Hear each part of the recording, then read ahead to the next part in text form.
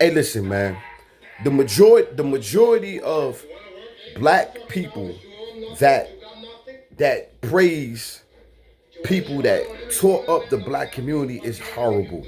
We as black people, we idolize everything that's negative in our communities. For years, we have been idolizing drug dealers, pimps, for years, and these people have destroyed our community. And we have idolized them. We have desired to be those people. We have desired to be people that have broken up homes. It has nothing to do with the government. The white man ain't break up these homes. It's these black men that was selling crack cocaine and cocaine in our communities. Just because the government just because the government dropped the cocaine off of planes and helicopters and just dropped them in our community, and we didn't have to run to it, pick it up, and start fucking with it.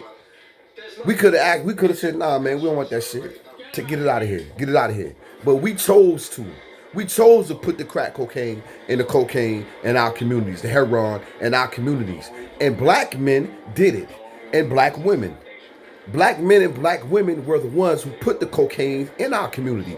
Now, there are so many there are so many there are so many myths with this helicopter being dropped, this helicopter dropping cocaine in our community.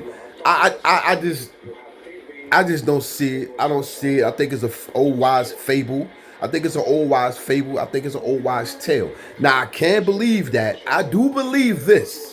I do believe that maybe in the 70s, maybe in the 70s, or even in the 60s. I can believe in the 60s, the cops were arresting drug dealers, black or white. And I can believe that the cops were taking their dope and making deals with black men that they were arresting. Now I can believe that they were taking the dope and saying, yo, you sell this dope, I want to arrest you. So like black men that was doing that was doing crimes, I do believe that the cops was going to the scene of the crime. Like say for instance a black man raped somebody, a black man raped somebody. They would arrest if it wasn't a white woman. The black man, the cop would get the black man in the car, and he would say, "Hey, look, I tell you what, I'm gonna give you this cocaine. I want you to sell this cocaine, and I want you to bring me back the money, and I want to arrest you." And he said, "Okay, years in prison. I'll go out here and sell this cocaine for this cop." And I think now I do believe that. I believe that was happening. But as far as just a helicopter dropping cocaine in our communities, a plane dropping cocaine in our communities, I don't believe that shit. But at the same time, motherfucker, we had the opportunity to say, nah, I don't want to do it. Nah, I'm not doing it. We could have said that. We could have said, nah, I don't want to sell no cocaine. I don't want to do it. But we did it. And by us putting that cocaine in our communities and that crack in our communities, it made our communities fatherless.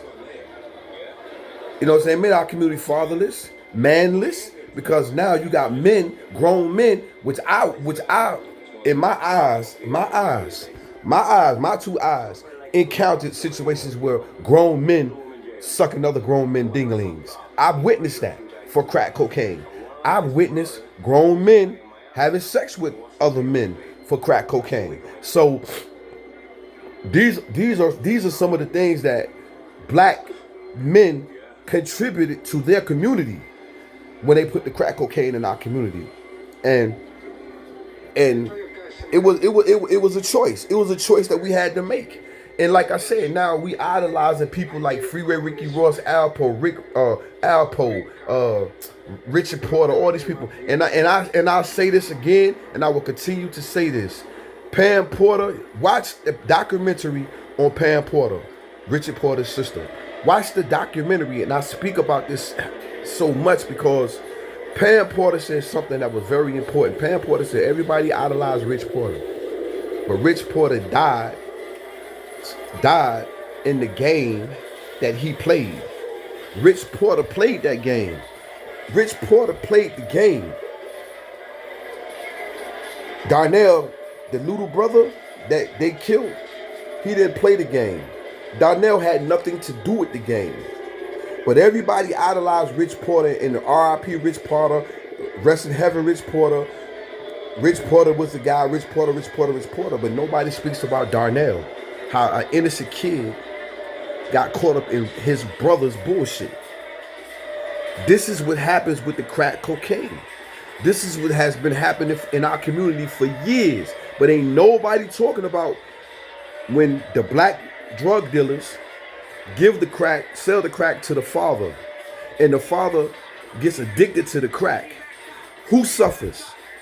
The mother, the baby mama suffer, the wife suffer, the mother suffer, and the kids suffer because now the dad is addicted to crack. Now he's going to work. He's going to work, but he might start out being a functioning crack addict, but continual use of the crack, bills will stop being paid because he done gave the money to the drug dealer for the crack. Next thing you know, bills ain't being paid at all.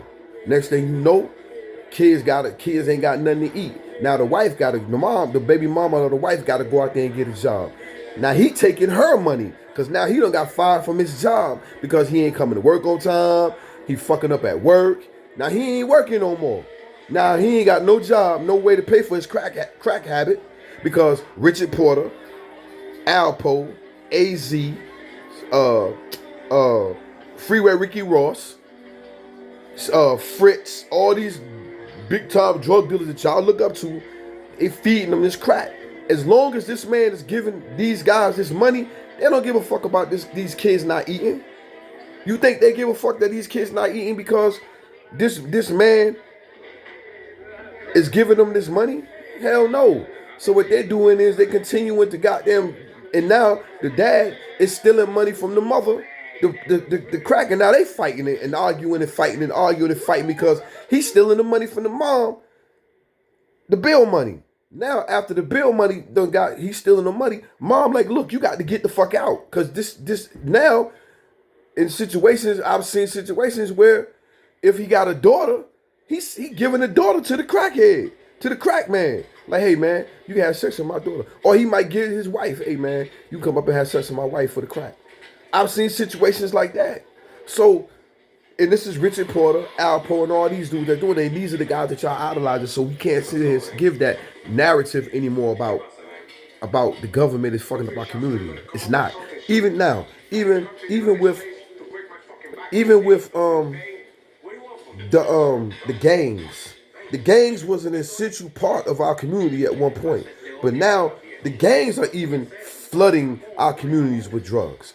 So we got to get out of this narrative and this racism.